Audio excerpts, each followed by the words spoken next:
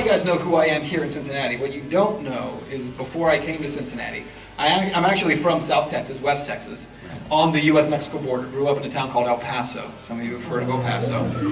That's where I'm from originally, grew up. That's where my first TV job was. I was a news photographer in El Paso.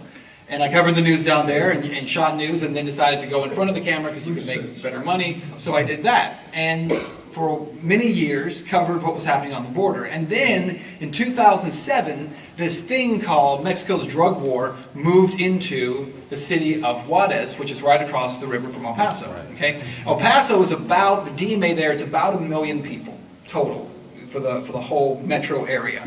But on the Mexican side, it was about 4 million people living in Juarez. It's a huge city. It's actually the largest border metroplex in the world. And so, one of the things we started doing was covering what was happening in Mexico. You know, it was a pretty sexy story. You got like crazy things happening down there, and the kind of violence that was going on. I mean, this is kind of stuff that isn't even happening in Iraq and Afghanistan. I mean, it's things like these guys were hanging bodies from bridges so that people on the morning commute would see where other narcos were, or they would literally cut someone's face off and sew it on a soccer ball and then kick it into a field where kids were playing soccer. I mean, that was the kind of stuff they're doing down there, right? Thousands and thousands of people being killed. Number one, where is the drug war coming from? Like, what's the source behind it, right?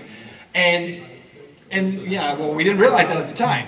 And so where's it coming from? And what ultimately is the end game? Well, the end game is pretty easy to figure out, right? You're trying to create a super cartel. And so the goal is to get one cartel that is completely in control of what's happening across Mexico. About, a few years ago, there was a guy named Chapo Guzman. Have you heard of his name before? No? Okay. Chapo Guzman was a guy sitting in a Mexican prison.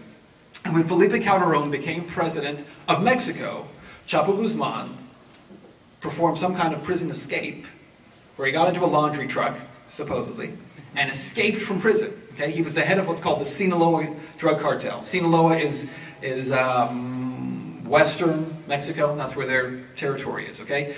Up until the time that Chapo Guzman got out of prison, Mexico was divided up into territories. So you had the Beltra-Leyva cartel, you have the Gulf cartel, you have VCF, which is the Juarez cartel, you have Sinaloa, you have La Michoacana. You have these different groups that are all over Mexico. And they all basically would interact with each other, coexist with each other. Nobody wanted anybody else to take over the whole thing. You stay out of my business, we'll stay out of yours, is what it was. But when Guzman got out of prison, all of a sudden, he decided he was going to take over everything. Starts killing guys from other cartels, declares this huge war. Then all of a sudden, Mexico decides, no, we got to get involved because innocent people are dying. And so the president of Mexico starts to send the military, the army, into every city where there are these conflicts. But when you go down into these cities and you actually interview people, they start telling you the same story, which is that every city or town the military shows up in, only one side, one cartel, is targeted. Sinaloa is left alone. And so in Juarez, where VCF is in control, for instance, VCF is getting picked up. VCF is getting shot. VCF is controlling the police department down there, and they fire all the police officers and get rid of them. And so what he and I began to realize was actually what's really happening to Mexico.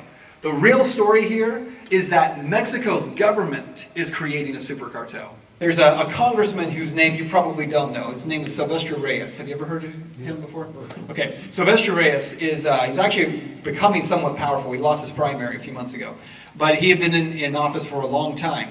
And he had a niece who was kidnapped and held for ransom over there. Because one of the things that happens when you go into a community, if you're a bunch of military guys, right?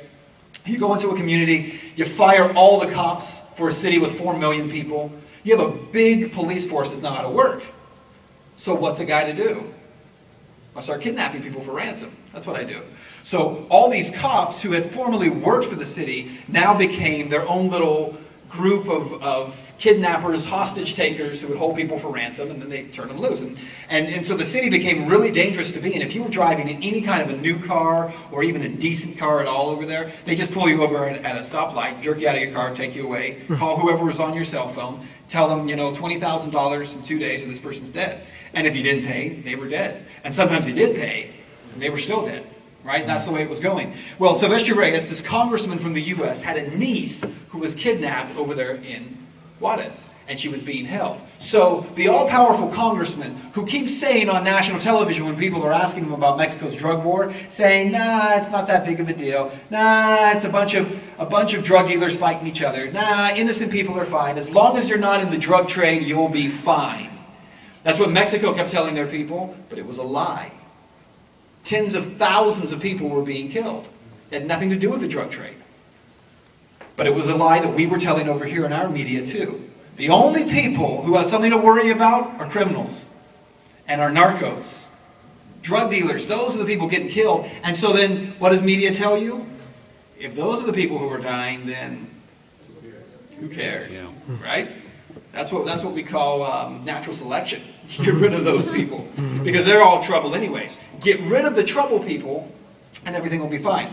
Even though he's saying that, this congressman gets ICE to send guys over there into Juarez and to retrieve his niece and to get her and bring her back to the U.S. It all happens very covertly. Very few people know about it, except a guy from a website called Narco News. Have you ever heard of that website?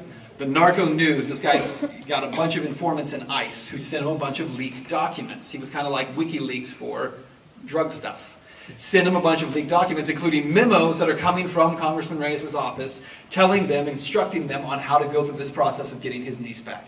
Well, if you're a niece of a congressman and you get picked up over there, there's some strings that are cut for you. Everybody else, you're on your own. Because everybody else, you deserved it. Well, now what we've come to find out is through a little thing called Fast and Furious. Testimony by a guy from the Sinaloa cartel who's now been arrested and is on trial. He's supposed to go on trial, and he's been releasing information. And then because of a hacker group that got a hold of information from a group called Stratfor. Do you know who Stratfor is?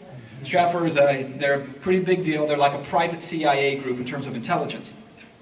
Someone hacked into their system, their site, and the reports from the media were, oh, they got into people's sites and started sending out like weird emails to people. They might have gotten your email information. They weren't looking for your email information. What they did was they hacked the site and they pulled emails between informants and the guys from Stratfor, including Fred Burton, who runs Stratfor. And what they found in those emails is a long conversation about the fact that it's not even Mexico's government that's running the drug war. It's our government. But in the city of Juarez, our government was giving their guys in the Sinaloa cartel permission to kill guys from VCF and to cross the border into El Paso and to kill people in El Paso. Giving them permission to do all of it. And so what we're finding now is that the drug war on every level, from what's happening in Mexico today to what's happening in the streets of Cincinnati, to the idea that if we legalize drugs, all of a sudden the whole country is going to fall into hedonism and no one will be able to control themselves anymore because pot is easily available, like it's not now, right? Come on. And so all of a sudden the whole country comes unraveled because we have allowed people to make this decision. It's about power and it's about control, and media will never, they will never tell you the truth about it. Bottom line is this: if you're talking just from a counterterrorism perspective, if I'm running the CIA and I'm going to sit before the president to talk about how to actually combat drug cartels, let's say we get a president who says, I really want to do it, I really want to take them down. Mr. President, I can fix your problem in 3 weeks. You can crash the drug cartels in Mexico. 3 weeks. Legalize pot. That would do it. Yeah. Guaranteed. Yeah. Well, but pot is 70% of drug cartels' bottom line. 70%. Wow. You take 70% out of any Fortune 500 company and they crash and burn. And the thing is this, you can't replace it. It's not like they say, oh, well, you take away pot and they'll just put something else in its place. What? What are you going to put in its place? So strictly from a counterterrorism defense position, listen, Mexican drug cartels, I will tell you, having lived where I lived, seen what I've seen, they are America's greatest national security threat. There's no question. We have a 2,000-mile-long land border with Mexico, and it doesn't take anything to cross that border. Little kids do it all the time. Some guy with an onion sack full of pot strapped on his back hikes across the desert, Mexico into the United States. In some areas, it's a little knocked down, and not even set up anymore, knocked down barbed wire fence.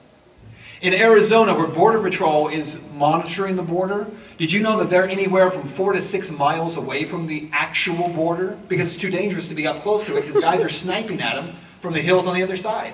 Wow. It is completely lawless. It's a 2,000-mile long land border, and you have extremely powerful, extremely wealthy Mexican drug cartels that are completely controlling that border.